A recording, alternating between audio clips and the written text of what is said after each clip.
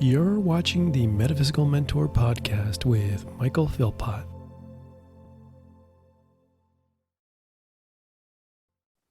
Hello, everybody. Thank you so much for tuning into the podcast today. This is the Metaphysical Mentor podcast with me, Michael Philpott here, and I got a fantastic show, and we're going to be talking about all things on the other side. And Dimitri, my friend, when I read your book, I realized there's a lot of stuff on the other side that I wasn't really aware of. And this really kind of opened my eyes to a lot of different things. But before we get going, I just have to do a little kind of public service announcement. So I have to say thank you to all my listeners who are out there donating to my show. This show is actually supported by you, the listeners. It's 100% funded by you guys. So I really appreciate the donation. So if you want to donate to your favorite podcast, hopefully this is your favorite podcast, there is a link in the show descriptions below. So thank you again for everybody, all my friends and family down in this US, of course in Europe too as well, and my peeps here in Canada. So I thank you so much. And I really appreciate you guys supporting my show. All that being said, Dimitri, how are you, my friend?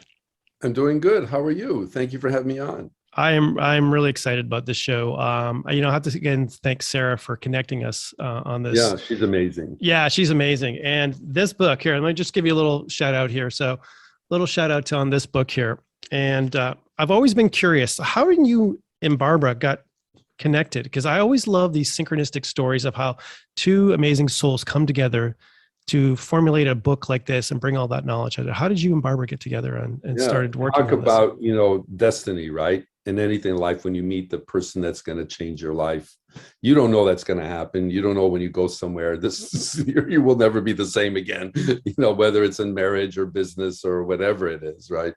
Well, I had come to California initially, and this was I've known Barbara, oh God, almost 38 years now, right?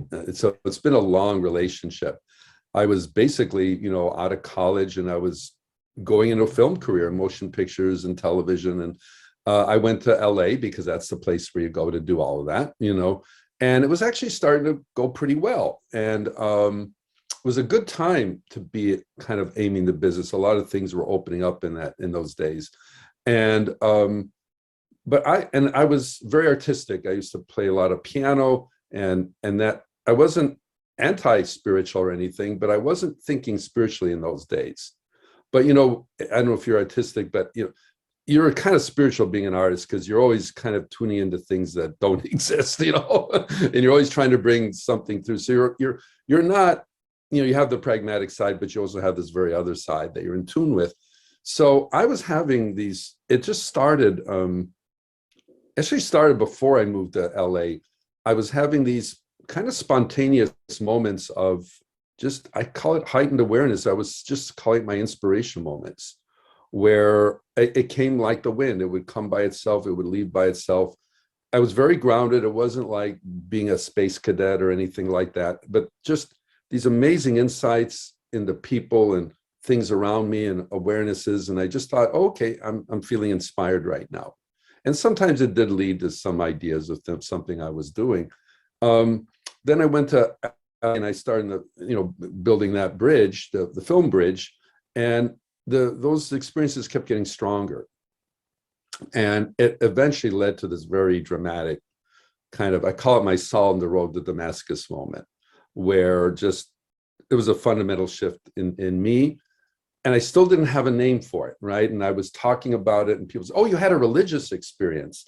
I said, no, I don't think that's what it was. And then someone said metaphysics. And that's when the bingo buttons went on. And I realized, oh my God, this was like a metaphysical awakening. And then I did read everything I could. And fortunately, LA is good for that. There was the Philosophical Research Society, Manly Hall's place. And I don't know if I'm seeing behind you something by Edgar Cayce there, but a book, yeah. I have that same book, by the way. He was one of the first people I read, and Yogananda and all that kind of stuff. And about a year later, I had been dating this gal, and, she was like, well, we had actually broken up, but she called me out of the blue one night, said, I know you're interested in all of this. And there's this lady, she's going to lead a meditation at its dinner party. Do you want to come? Initially I thought, well, I don't know if I should go, but, the voice said go. So I did, and it was Barbara, right? And she did a meditation. First time I actually really meditated. It was like a life-changing experience, just that alone. And then afterwards, talking to her, I started pouring out my heart because I had so much on my mind. And after a while, you know, I thought it was a great conversation. She said, "Oh, you were interrogating me that night," you know. But I realized she was talking from her own experiences. And when she talked about the other side and started talking about, you know, the heaven world, and she's, again, a very understated way. Oh no, she's not. This is not from what she read or this. She experienced this. I said that night, this is my teacher. I found my teacher.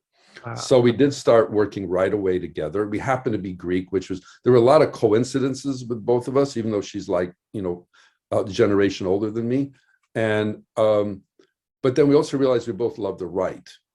And that started a journey of writing. She's a fantastic writer, incredible inspired ideas.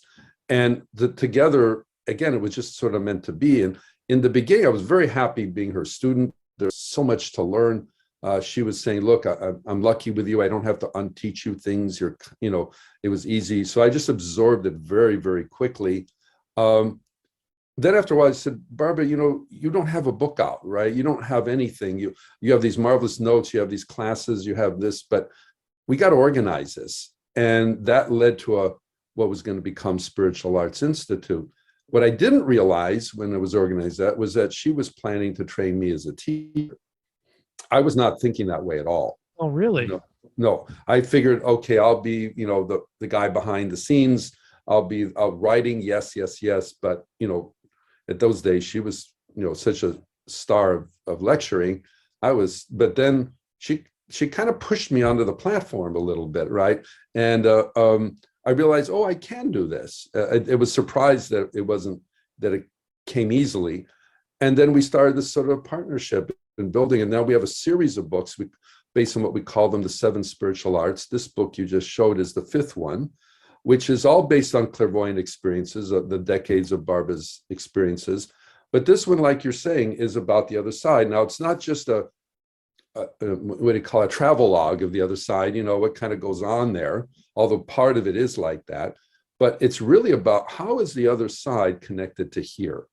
How is heaven not just a beautiful place to aspire to when we all die? How is heaven helping us today? And how, by aligning with those heavenly vibrations now, you're accelerating your own evolution and you're unfolding your own potential. That's what really the book is about. Yeah.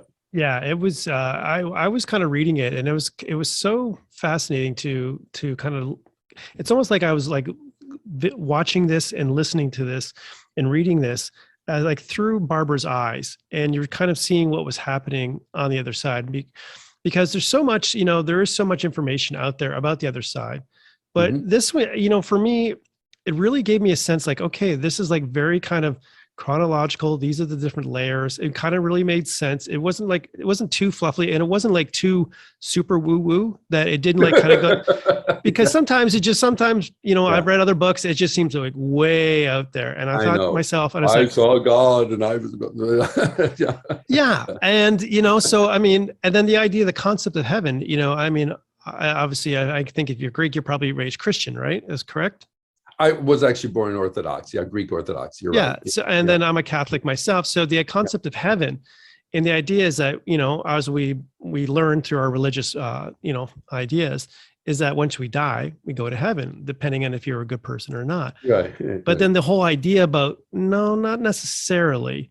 We actually grow to heaven, and then the levels of it. And then, be honest with you, I was reading this and I'm like, damn, this is really exhausting. I thought this life was as bad enough as it is, but then on the other side, there's a lot of stuff going on the other side, and it's not just like, hey, I'm just going to take this evolutionary kind of step up this spiritual way, and bam, there I am. No, there's work on the other side. Oh yeah. Oh no, you continue into things you like for example, if you love to sing, but let's say in this lifetime it didn't work out. You were a family man, you had to raise kids, and maybe you got a really good job, but it wasn't in singing, but your heart always said, God, do I really want to do this? You'll get to do that on the other side. The talents, the abilities, all of that continue. But your note on, it's exhausting. One of the challenges of the book was to tell the story of evolution, you can't focus on one thing. You have to bring several pieces together. And one piece, when we think of growing to heaven, is the idea of reincarnation. Yeah. That you're not going to do it all in a single life.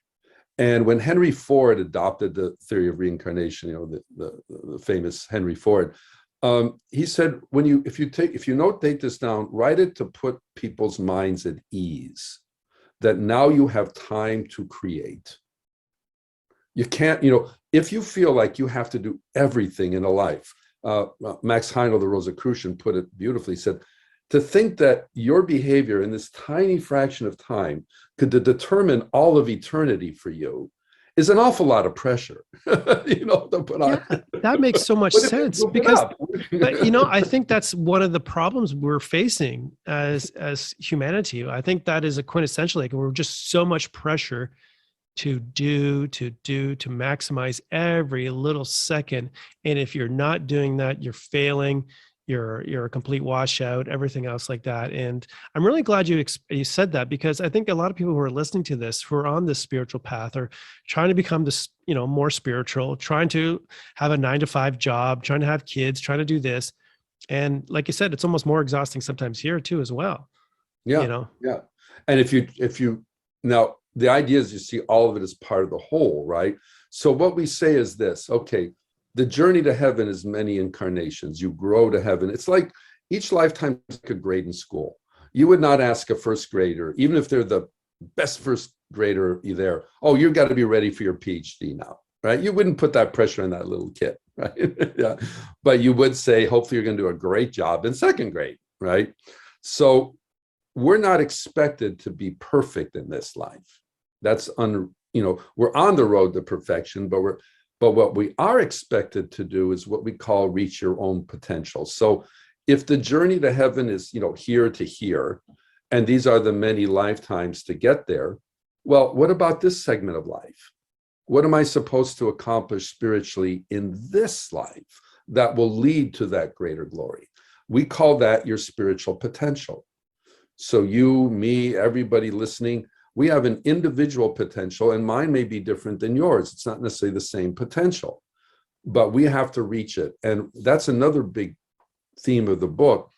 If you've had your spiritual awakening, I mentioned most of the people watching your podcast is, doing this, it means it's time to take that spiritual yoke of light and climb the ladder. It's the divine's knocking on your door. They're saying this is the lifetime where you have to put more attention to this, because you have more opportunity to what we would call accelerate the growth. Again, Max Heindel said it so beautifully. He said there's this spiral, gradual path of evolution that all of us are on, but sometimes we have incarnations we're supposed to take the straight and narrow, the path of initiation. It's a much steeper path, but it's also much quicker. And we have incarnations when we do both. And this is an opportunity for many of us to take more of that straight and narrow and really, really, get a lot accomplished in this incarnation, but not at the expense of everything. It's all kind of, part of the whole. Part of the whole. So it's not so individualized. So in some ways, it's really about finding that. So how do we find our spiritual potential? A lot of people are listening to the show and they're looking for guidance and stuff like that. And how do we find our spiritual potential? How do we know if we're even connected to our spiritual potential at this moment? Well, that's a great question. So I can give a few guidelines, because that's, so once we cover, as in the book, all the levels and all this and that, then you say, well, okay, what about me? Where am I? So the first thing to realize, let's say, is right now, where you are this minute, where I am this minute, we have this beautiful auric field. We have this spiritual power. And this power does come through in different colors and hues and all of that. Everything you're thinking, feeling, doing is radiating energy in your aura right now, but it's also the fuel of your spiritual ascent. The more spiritual power you have, the higher in consciousness you climb. These realms on the other side are not just places to visit, they're states of consciousness. So right now, we're all vibrating at a level corresponding to one of those levels. So if I died today, I take the light I have today, not yesterday or tomorrow, And that would determine where I end up on the other side. It's not reward or punishment. It's like attracting like. So the first thing we have to think is, how can I earn light? It's more important than money. It's more important than fame and fortune, all that stuff, because we're not going to take that with us, but we are going to take our light. So what can I do to earn light? Well, the obvious one we've all been doing from the beginning of time, and as Barbara would say it in her expression, every good word, thought, act, deed is building power. So do good. Do the right thing in life, even when it's not easy. It's building up power. And even if you're not getting patted on the back for it, you know, we want to get that gold sticker. We want to get that reward. Hey, I did such a good job. What do you think? I want to get acknowledged for it, right? And it's a nice thing when that happens, but it's not always going to happen. And especially when you see people doing not so good things, and it looks like, oh, they're getting away with it. Well, maybe I'll do such not good things because I'll get away with it. You know, you're diminishing your light when you do that. The other thing we strongly recommend is meditation. Yeah. Meditation's your one-on-one time with the divine. We're in the mix of life, but there are times where we're supposed to pull back and get into the silence, get to the inner part of us. We meditate with divine light. That, again, helps to build up spiritual power. Okay. Then other areas include, you know, you have to make room for the spiritual work. It's just like a relationship, right? If you really like somebody, you meet them, but you hardly ever see them. Yeah, it's great when you see them, but there's no relationship building there, right? You have to spend time with people you care about, right? They talk about raising kids now. It's so functional. We got to get you to soccer practice. There's less what you call quality time, really interactive time. So you've got to find time for this in your life. It's like planting a garden. You've got to clear the area in the yard where you're going to plant the garden, you know? And if you say, I have no time for this, which we hear that complaint sometimes, is, I like to joke, are you saying you don't have time for God? Is that what you're saying? God, I promise next Tuesday, you're at the top of my list, you know? Let me put I'm you carving in. you out a whole lunch together, okay? Yeah, let's do lunch. Exactly. We'll put that in my calendar. Well, that's a great line. Yeah. Let's do lunch with God. Wow. You know, it seems so simple, and yet we forget to do this all the time. Like building up like that spiritual bank account. And that's what I've always heard, like use that term, is like, we're building up a spiritual bank account. So what are you filling up your bank account with? And we always think of that monetizing, you know, spirituality, you know, with, you got to have this, you got to have that, but there's more to it. It's like, you really got to practice it and build up that energy, because I think that's the real currency, really, like you were saying, that's the spiritual currency, because, you know, when we leave, you know, we're, as far as I understand, we're an immortal soul. So you're going to be with yourself for a long time. So you better, you better start wanting to start liking yourself and building up that spiritual bank account, because even from what I understand is that will help you in other lifetimes too, as well. Oh, absolutely. That will carry on. It's what I call the triple blessing, you know? So if you fulfill your potential in this life, there's nothing more satisfying. You could go to those 100 places in the world I want to go to before I die and all that kind of, and that can be fun, but nothing more than fulfilling your potential, because it blesses you this life, it blesses you in the hereafter, and like you just said, it sets up future incarnations. So it's a triple blessing. But you also said something else that's absolutely essential. If we don't value ourselves, and I don't mean narcissistically, I don't mean mirror, mirror on the wall, who's the fairest one of all, but I mean, if we don't recognize our inherent value, we're not going to be motivated to do some of these quality things, because we don't value ourselves. So we have to recognize that we are immortal, like you said, but we're inherently good. Now, we may do stupid, horrible things, which we will do, but those are things we do. Don't identify yourself by your actions or by even what's going on in your life. Measure by what you're doing. How are you handling things? You know, let's say you've been in this situation where always, you know, I never stand up for myself in these things. It's just time and time again, I just don't stand up for myself. And then this time you found the courage to stand up for yourself. And you find a certain satisfaction, regardless of the outcome. You're saying, I did what I had to do. And there's a sense of inner contentment. You know, we talk about that with the Tao, right? You're returning to the Tao. It's the natural order of life. Don't try to keep changing everything. Just live in the natural order of life. Yes, pursue the things you need to, and in their time, things will flow. We want to grab, we talk about consumer societies, right? We want to grab things. We want to consume our spirituality. What can I buy to make myself grow faster? Just we are overstimulated. I was thinking about the ancient world and why were the mystery schools so prevalent then, and I think part of it was life was simpler. Yeah, I that mean, makes total sense.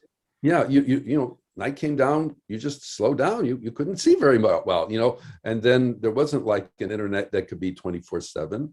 So now you have so much stimulation. I'm constantly reminded of that quote of Steve Jobs: I have to say no 1,000 times to the one thing I have to say yes to. And I think we have to be a little bit more like that with our life. I know we can say, oh, look, all these things I can do. Well, that's great, but make sure you're doing the essential things. And especially when you hear about in the internet, for example, the goal of some of these companies is just to keep you online. They're going to just be trying to stimulate you to just keep paying attention, to keep being online, but that's taking your attention away from other things that are actually more essential. Yeah, I get caught up in that all the time. For the longest time, I didn't have any social media. And I still to this day, I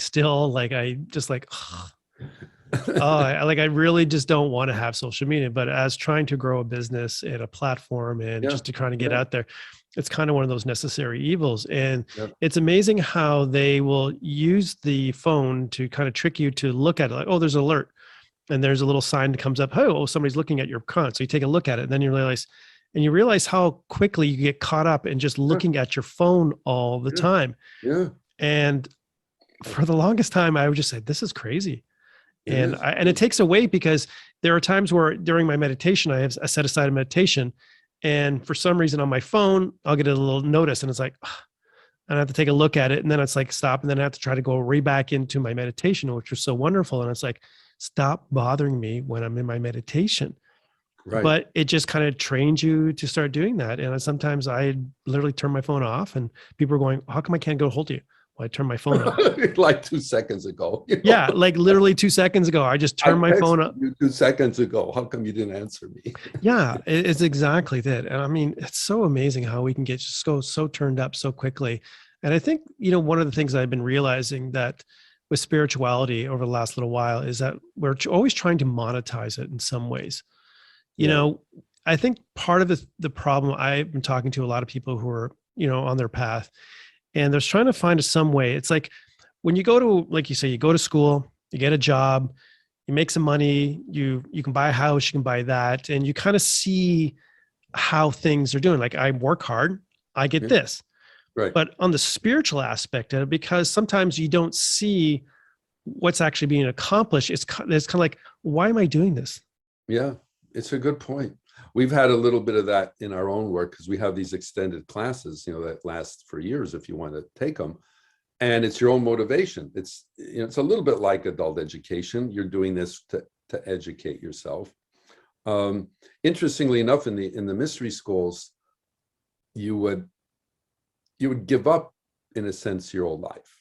Even with Pythagoras, what he did is you would leave all your money, you give it to the organization, the organization. If you left, you'd get it back with interest. But the idea is you would step into this clean, no one sort of better than another, and not about making money, not about monetizing, but about focusing on what you're actually trying to do. So there was this sort of safe environment to do it in. Today, I think the challenge is we still got to follow those mystery school kind of guidelines, but you have to do it in the world. You have to be able to do it, while you've got a job, while you are raising kids. You say, how the heck do you do it? Well, if you have that potential in you, there has to be a balance between all these things. I think a lot of it's just priority. Let's say if some families are very religious, very devout, they just make their religion top priority. I mean, look at the Islamic faith. You bow several times in the day. You go into prayer. You could be in a big business meeting. Nope, stop. You got to go into prayer now. It just sets the tone.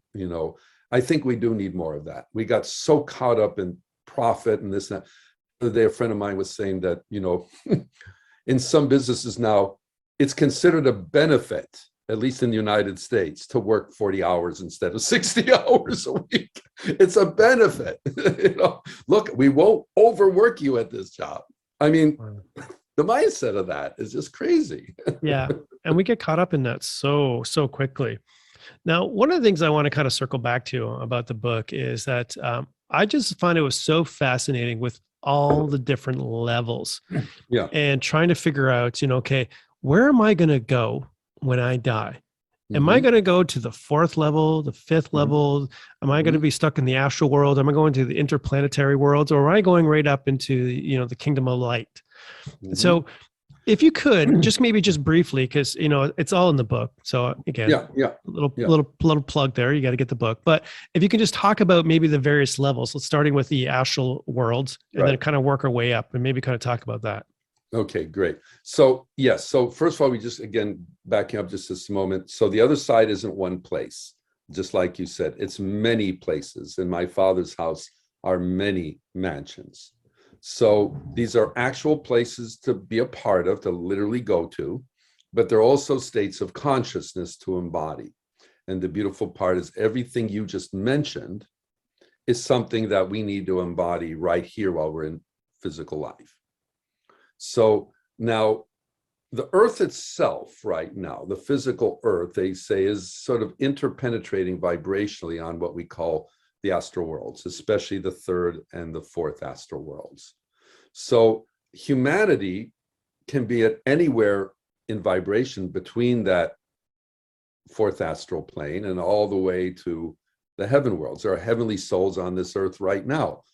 They may not always be aware of it, but they're here now. In the book, we made the comment, the higher shared, that Abraham Lincoln, for example, was a heavenly soul who came down with a very important mission. He wasn't fully aware of that, although I think he was having visions, but that gave him the kind of mystical power to, fundamentally change the world, not just the United States. Yeah, of course. So this is part of the thing. Now, the astral worlds are technically, shall we say, the hereafter. When we leave this earth, even where it may not be the ultimate stop, we're all going to those astral worlds. Okay. And those astral, it's a Latin word. It means starry, like cosmos, astra. The idea there is there are aspects, there are 7 astral planes, like you're saying, 7 subplanes within each. That's 49 gradations of astral matter alone that we are evolving through, some of which we evolved through long ago. Some we may be engaged now, others we may be moving. Now, certain astral planes are so much like Earth in vibration. If you crossed over, you would not think you died. As a matter of fact, some people that don't believe in afterlives, and they say, wait a minute, I'm seeing you, I'm not dead. What are you talking about? It isn't computing just yet. And then when they realize they're not where they think they are, they can go into almost a type of shock. And that's why loved ones come around them on the other side, say, no, it's okay. Grandpa, yeah, don't worry, I'm okay. It just helps you to kind of, it's not just about the reunion, it's just to adjust that you are in this different environment. Yeah, that's what I wanted to ask you about. Is that reason it was set up and designed that way? So because you've been, let's say 80 plus years on this planet, and your brain is kind of just used to seeing in these images and stuff like that, and to go over to the other side and to have some kind of really weird type of experience that's so not, I guess, say so foreign to you, right? That would just maybe you would really break your consciousness in some ways, and you need to have that kind of reality in the other side so that it's not such a big detrimental to yourself. So when you have that situation where you cross over, it's not going to really blow your mind out. Exactly right. Barbara would say it beautifully. It's like going from one country to another. We make death such a thing to be afraid of, right? It's like going from one country to another. So yes, there has to be this acclimation period, and it's for all of us. Now, when you get to what they call the higher astral worlds, the 5th, 6th, 7th, yes, then there are things that happen there that have no core. There's a law of physics there that just doesn't apply here in physical life. So, for example, I know it sounds fantastic, but in the higher astral worlds, you can do what they call the float walking. Yeah, I've heard that. The power of your mind. You can move your body. It's not flying like Superman, but it is using that mind power. And that astral body is so vibrant and resilient that you can move. You have to learn like anything else, but you can move through. I don't know if you saw that movie, Crouching Tiger, Hidden Dragon, where they're almost like dancing in the trees. That kind of stuff, that reminded me a lot of the astral planes, because you can kind of do that, not necessarily the fighting part, but going from, in the astral worlds. And that's a very exhilarating thing, but it also teaches you the power of mind over matter. So the other thing is, here in physical life, I can put on this nice smile and God knows what's going on in my mind, right? The other side, it doesn't quite work like that. You see, they shall be known from the rooftops, right? So be careful what you're thinking. If you're harboring angry, you're going to carry that with you.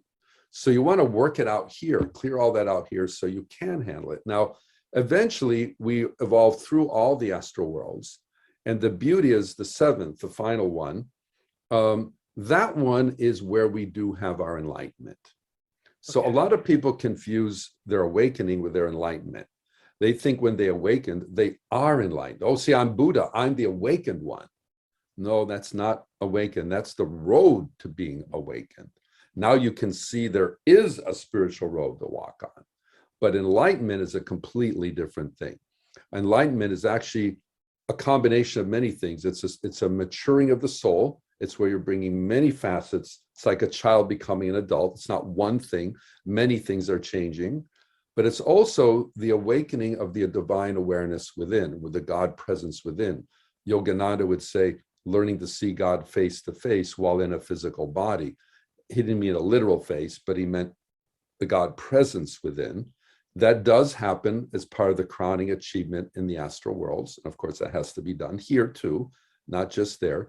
And then when you go to the interplanetary, these are realms of enlightenment. As a matter of fact, the first one, the Theosophy called Deva Khan, shining land, the land of the Devas. People that sometimes say they went to heaven, had these out of body, what they really went to was to this realm. Really? They went to, because it is a realm of enlightenment. It is a realm of beauty. They call it the mental world, actually. So these interplanetary worlds are where we bring it all together, not just this incarnation, but all the lifetimes. We have to reconcile all of it and all the power. So for example, you brought in power you've earned in this lifetime, but part of the power you've earned through your past lifetimes is still on the other side. It's not all brought in. Just the part that? Because you need to be able to focus on the things you need now. For example, let's say you were Mozart, right? And you had this fantastic musical talent, but maybe in your relationships, you could have been a little better, right? So there may be a lifetime where you don't have all that musical talent coming in, and it gives you time, instead of jumping right back into music again, it gives you time to focus your attention. Yeah, I need to focus on relationships in this life. I need to focus on compassion and this and that. I'm not saying Mozart, I'm just using him as an example. I don't know what his karma chart was. But we build pieces of us, and then in the interplanetary worlds, we bring it all together. And that prepares us for heaven. And then that is a perfection. And, they asked the great mystic Helena Blavatsky, well, what happens when you reach those high states? Is it all over? Are you on clouds playing harps all day long? Kind of a thing. And I loved her response. She said, no, you grow from perfection to perfection. Yeah. It's like you climb Mount Everest, you look back and there's another Mount Everest twice as high. Wow. And what we have to remember is the heaven worlds are creative. You are not just lounging around. You are take your most creative day you've had on earth, multiply it by 100, and that's what heaven is like. You are more you. You are more expressive, more powerful, more part of the divine fabric, part of the creator. It's all more there. And everyone around you is in that same state of consciousness. So of course that's heaven. There are no unenlightened realms in heaven. In the astral world, there are unenlightened. We talked about even the nether worlds. That's part of the astral. But in heaven, it's spiritual headquarters. The light, the wisdom, the guidance we're asking is coming from the heaven worlds. Yeah. So one of the things I was always curious about, so when somebody has like a near-death experience, where do they typically end up? Now, again, it might be different from, again, depending on the individual, but where do they typically end up as far as your understanding? Well, it really depends on the type of out-of-body experience. So there are the literal out-of-body experiences where you're just pushed out of your body and you may be watching your own surgery, right? I heard about a heart surgeon said, you won't believe this, but almost 50% of the time of doing surgery, my patients tell me they watched it. Yeah, that's crazy. To the point I would like to do some research, and with accuracy. They were saying things there's no way they could have read in a book. Yeah. Gotten from a book or something like that. So something was going on. So that's just the astral body going out. It can go out during trauma or dramatic things, and then it literally like watches itself. I didn't know what it was called when I was a little kid. I sometimes would just sit in the living room and I just kind of my head down. Suddenly I'd be like, 5 houses down, and I'd be watching. Oh, there's a mom going out with her daughter. And then I come back, and then my head would just pop back up again. So It was just sort of like it was very natural. It was not weird or anything like that, and it was not initiated in my case, it was just sort of happening there. So now then there are other ones, which are the spectacular ones. Oh, I was going down the light and, I saw grandfather, blah, blah, blah, coming up here. Now, as Barb has described this, because of her found, the tunnel is not when you're having an out-of-body experience, it's not the same thing as crossing over when you die. Okay. Because you're still attached to your body. They talk about the silver cord in the Bible, yes. right? So as long as there's the silver cord, you're still part of this earth. So the tunnel part is that's a prepared thing. That's a vision the holy ones are giving. And this is one of the big things they've been arguing about, it all being hallucinatory. How could something hallucinatory be so profoundly life-changing? Because when people come back from those experiences, they are changed for the better. Oh, yeah, 100%. So that's not hallucinatory, right? There's something else that's going on there. So the tunnel is kind of protecting the soul through all these intervening planes that may not be as enlightened to get to the experience. Now, where they end up actually going does depend on the individual. But like I mentioned, many times where they really are, they're taken to the interplanetary worlds to experience a sense of enlightenment. Not that sometimes someone might be taken to what we call spiritual etheria. It really depends on the individual and what they're meant to. Now, sometimes their own psyche embellishes things when they start to talk about maybe it has to fit into like a religious mold, or it has to fit into the paradigm they understand. Sometimes it's embellished. Edgar Cayce, right? He struggled with this, right? He had all this talent for going to trance, but he was a devout Christian, and the two did not seem to blend, and he never really reconciled that in his life, which is why he didn't charge for his readings. He thought, well, if I don't charge, at least it's not a personal vested interest. I think he was a photographer, right, by trade. Yeah. So that's the out of body. Now there are other ones. This great story of a person that had a horrifying out of body experience, right, where he saw these entities grabbing onto him and all of this, and he said it was a heck of a struggle getting free. And I think he did see a loved one trying to get out of there, and he finally shook him loose. And evidently he was a heavy drinker. And he said, after that, I never touched a drop again in my life. Wow. So sometimes, and I know a friend of mine years ago, she liked to go out of body, right? Man, this was sort of just wandering around. This wasn't going to the other side. And she said, one time I was coming back and I saw this entity futzing with my body, in bed. And it was hard to shake it loose. And I never went out of my body again. So the willful out of body, we tend to recommend not doing it because it is dangerous. When it happens as a grace of the divine, that's different. It's protected, it's controlled, all of that. I was always just curious because I've had so many people, we talked about near-death experiences, and I had an expert on near-death experiences. But then I was reading the book, and I'm just like, all the different planes, because we never really talked about that. We talked about more of the physiological aspects of what kind of happens, like the changes, the profound changes that happen when somebody has a near-death experience, and like they're literally changed, like physiologically they're changed, emotionally, mentally, every layer of their body is changed on because so many levels. Because you've seen something else about reality.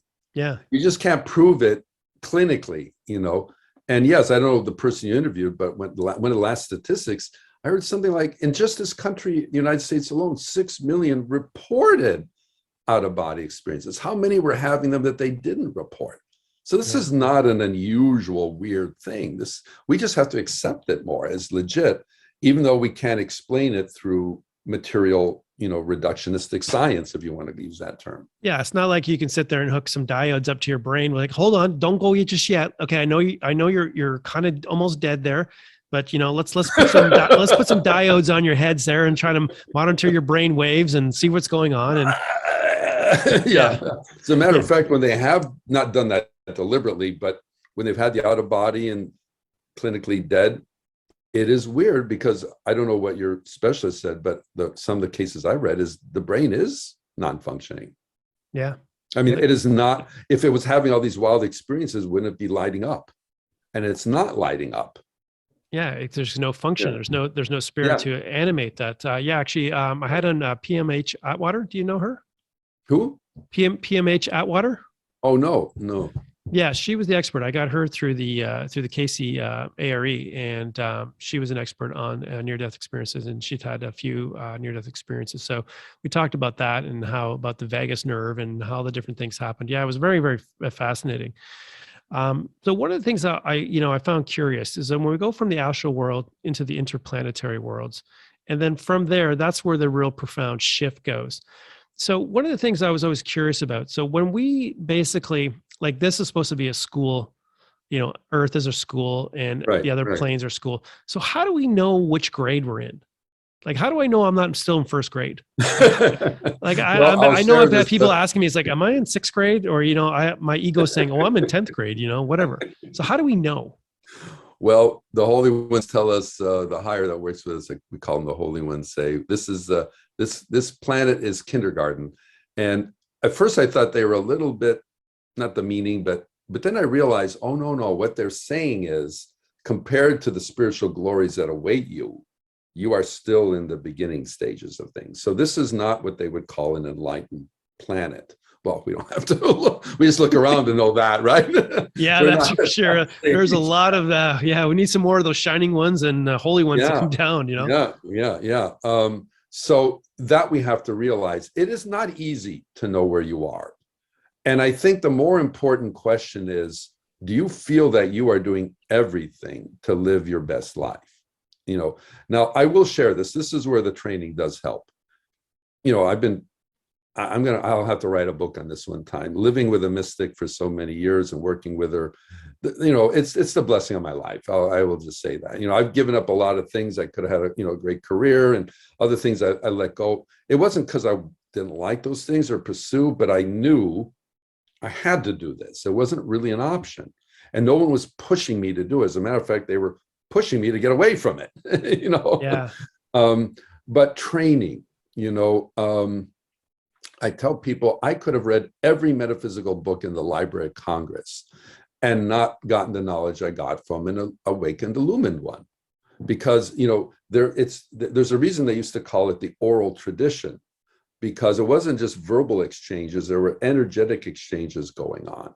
And when you're working with someone that is in tune with a higher, they just have it's just a relationship that's unique. So you do start to learn about some ideas of where you might be in the journey and all of that, but it still doesn't, one thing actually I've learned too is usually you're growing the best when it's sometimes the most difficult time, when you're going through when you think the least is happening, sometimes actually that's when the most is happening.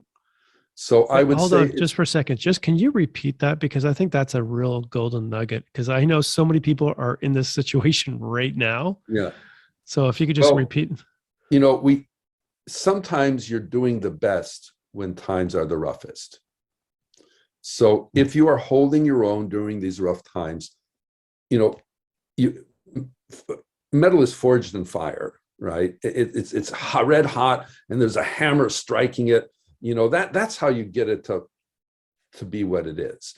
Not when there's flowers and lilacs and things are all, okay, everything's good. I'm so happy. Everything's so wonderful, I wish it was sometimes, to be honest with you, brother. It's nice to have those moments. And I love lilacs. I'm not saying there's anything wrong with lilacs, but you forge your soul in fire in a sense. So when you are holding your own in the difficult moments, those are actually some of your best growing moments.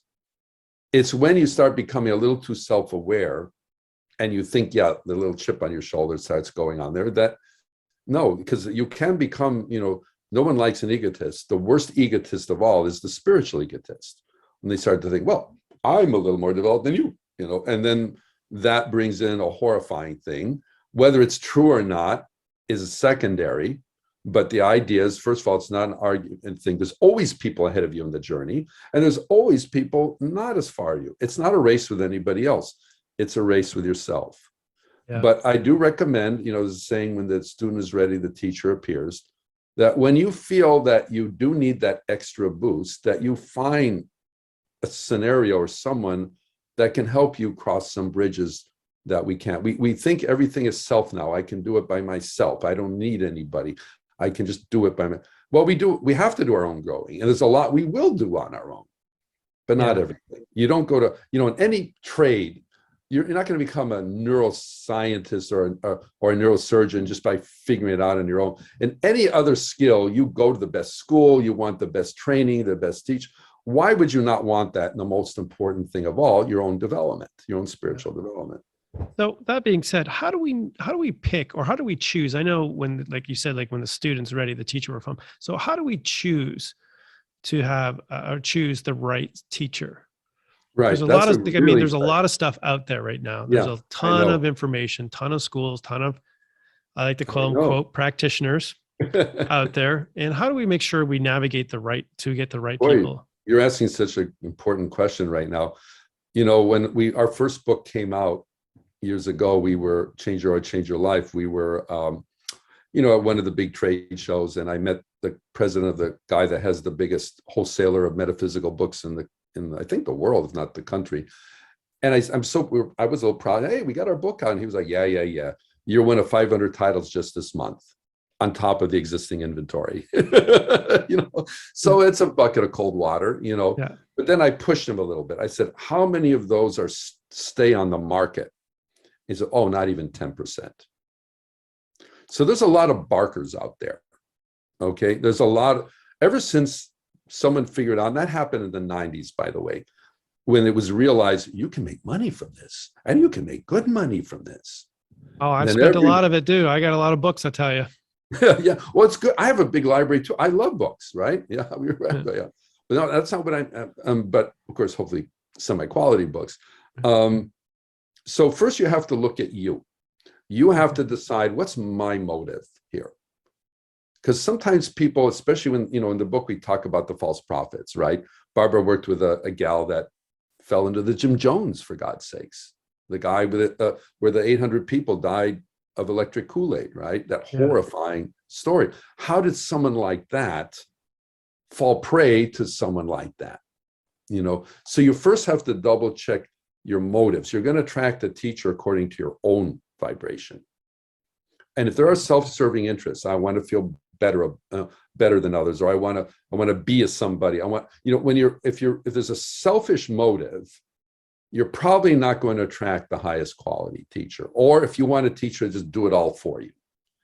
There was a guy that said, study with me, 5 years, you'll be enlightened. Just run the other way. And he convinced a lot of people to follow him. That was 30 years ago. I don't see a whole lot of people from that group enlightened today. Yeah. Or, I always say when somebody says, hey, for $50,000, I'll take you to this course. Well, that's the other one. Yeah. When they, I'll give you a healing for, and I know that happens. And then you judge, as Barbara would say, judge the quality of what I offer you by not just by what I say, but put it to the test. First of all, you have to understand the teaching on its own term, not on your, sometimes we put so many filters on something, we don't even hear what's being said. Hear it on its own term. If it matches your bar of excellence, then give it a try, put it to the test. Like we have the 6-week course, Change Your Heart, Change Your Life. We say, look, it's their first metaphysical course. Others have been doing it 30 years. But we say, regardless, for the next 6 weeks, since you did pay for this course, like a science experiment. If you want to see something is working, you have to isolate it from everything else and study that element of itself. So give it 6 weeks to try it out. And then you will be the results of what you experience in that will be the validation of your own, of the quality of what's being offered. You've got to be discerning. Many times in the spiritual thing, we can be so intelligent in other areas of life, but with spiritual, okay, anything, we think, oh, it has the word spiritual in it. It must be very spiritual. We don't discern in an area that we should. There's nothing wrong with discerning. As a matter of fact, the ones I notice, you think, oh, you want people that are attracted, that love the classes. Sometimes the ones that are most discerning in the beginning are the ones that stay the longest. And the ones that just, oh, it's good, are not the ones that stick with it. It's like we were the flavor of the month, and now they're on another flavor, and then, it just kind of goes like that. Yeah. So you want somebody that's going to be thinking about this. And one last thing, there has to be a timing. If I met Barbara even a year earlier, before my awakening, I would not recognize her as my teacher. She would have been an interesting lady I met in the evening. No, because my mind wasn't focused that way. I had to have the awakening first. Some people say, oh, Barbara awakened you. No, not at all.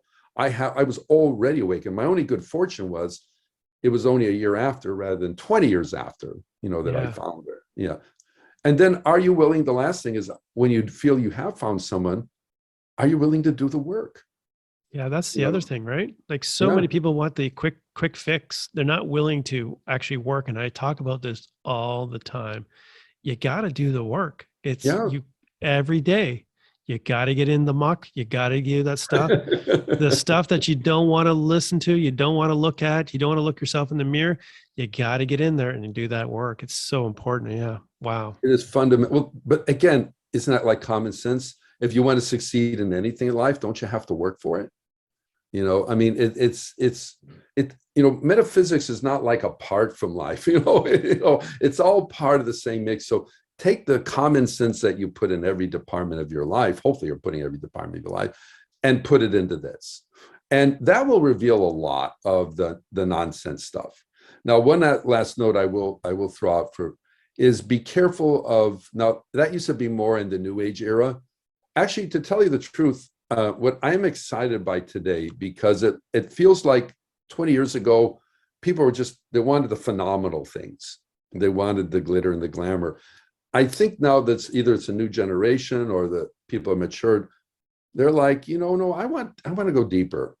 I do want. So we are noticing there are more people that are genuinely, like if we talked about spiritual growth 20 years ago, it wasn't nearly as interesting as, oh, talk about the aura, oh, talk about the angel. They wanted the experience of something. Now they're like, it's time. So I think the spiritual renaissance is going through a maturing period.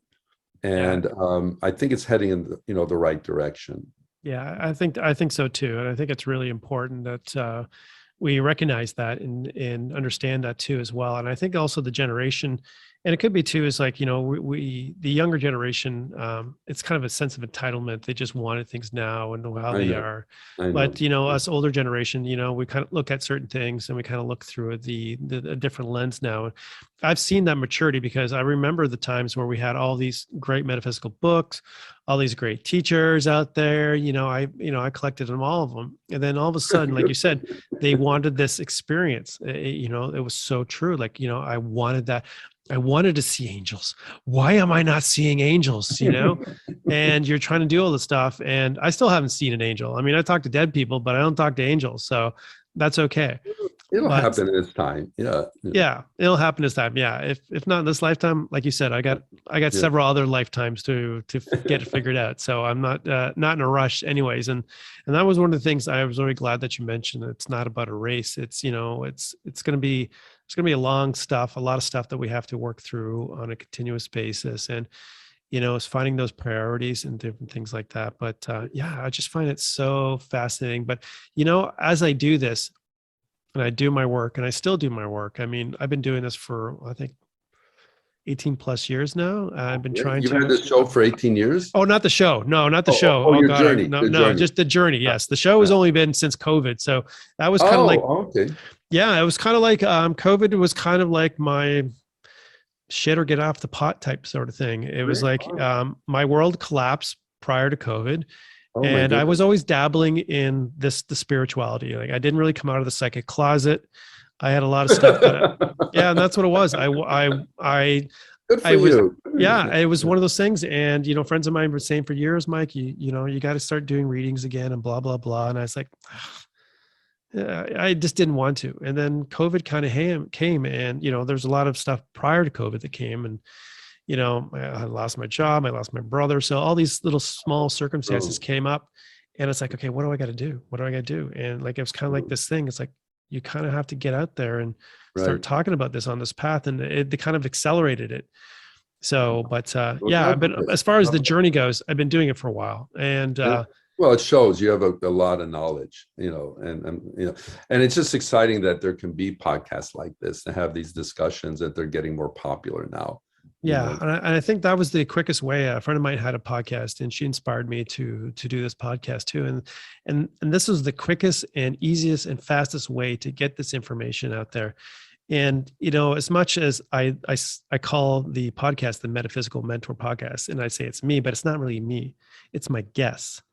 And it's all through their knowledge and their experiences that I can bring this information out to you, everyone, so that they can help them on their journey, right? So it's like Right. somebody listening to this information right now can say, oh, I got to pick up that book, or I got to maybe take one of their classes, and that will help them on their journey. And it's that little spark, like you said, that's always that one little thing, that little bit of awakening. And that's part of why I do the show, is to Right. help them on their journey. So I really Well, think you're it's, setting though the umbrella. You're setting the tone of it all, and that's crucial.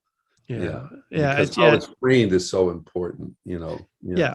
And it's just available to everybody. And that's the great thing I really enjoy about that, is that the broad reach, is you can get, as an individual, you're trying to maximize, like you said, sometimes you're trying to maximize your reach at the same time too, trying to help people as much as you can. And Right. one of the things I was always curious about too is that if people were trying to find you, Dimitri, they want to find Oh, more about your yeah, school. yeah, yeah. This is your time to kind of let everybody know all Dun, about dun, all dun, the, dun. yes, all the good I should have books, a little all the great. banner for these things. Well, I do that at the beginning of the podcast on the Oh, video, okay. but I'll Uh, also have all the description of like all the information. Of course, I have everybody's I appreciate information. that. I Yeah, so I appreciate have that. everybody's there, so you can click on the link too. But since you're listening, since I have you guys as a captivated audience, Mm. Dimitri, where can they find you? Spiritualarts.org. Our organization is Spiritual Arts Institute. We have a physical location in Encinitas, California, which is San Diego area. We're finally opening up we've been closed for almost 2 years as far as the physical classes. We're opening up in June, but we've been doing online classes long before COVID. So you can join from anywhere in the world. As a matter of fact, we have this Change Your Aura Foundation course, which teaches how to do the meditation, the foundation of all of this. And there's lots of workshops and things available, so please check it out.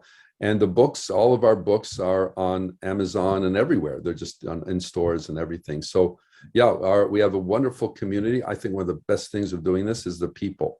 Yeah. You're working with people that are on a journey and they're trying to better them. I mean, what greater fellowship is that? So yeah, it's nice if you feel you're alone or you're doing this on your own. No, you're not. But sometimes you have to connect with them, and maybe even a different country. Actually, we have people from as far as Japan and Europe and all that. So they are joining from around the world. God bless them. The Japanese sometimes have to join in the middle of the night, and I just say that is determination. Yes. Yeah. They are amazing people. Yeah. It's Oh amazing my how, God. I have a few listeners in Australia and New Zealand too, as well. And there's like, Jesus, it's like that time zone change. Like, I mean, just to Oh my get up God. that whole day. Yeah. I did some I'd time. love to go to those countries. They must be real interesting places. Yeah. Yeah. I've been to Japan. It was fantastic. I wasn't there very long, but I was there for work. And yeah, I mean, it was just a totally different experience. It was a fun experience, I must say. But, I really appreciate that. So just a quick thing before we go, if there's one thing that you can leave my listeners with, a little bit of information or a little bit of inspiration that you can leave them with today. And as we close off the podcast here, what can you just kind of give them a little bit of advice or something that they can take with them today? Well, first of all, it's such an important topic we're talking about right now. And I would just say two things come to mind. Number one, do your best to make your spiritual growth an even higher priority in your life, and try to make it a part of everything, not sort of an isolated thing. And also remember, the path of evolution is paved in love. Everything is the foundation of love. The more love you put into what you do, the more you're going to get out of it. And always go by that love, will lead you to where you need to go. Yeah, I love that. And well said. So that being said, Dimitri, I just want to say thank you so much for spending the time with me today. And now you got a busy schedule, and I so really appreciate you being on the show today. Oh, it's a great pleasure. It's a great pleasure. Thank you. Thank you. So everybody, I'm going to have all the information for Dimitri and the Spiritual Arts Institute information in the podcast description. So don't worry, we'll have all that information there. And that being said, everybody, I'm just going to close off the podcast today. So this has been the Metaphysical Mentor podcast with Michael Philpott. Thank you so much for joining me, and goodbye for now.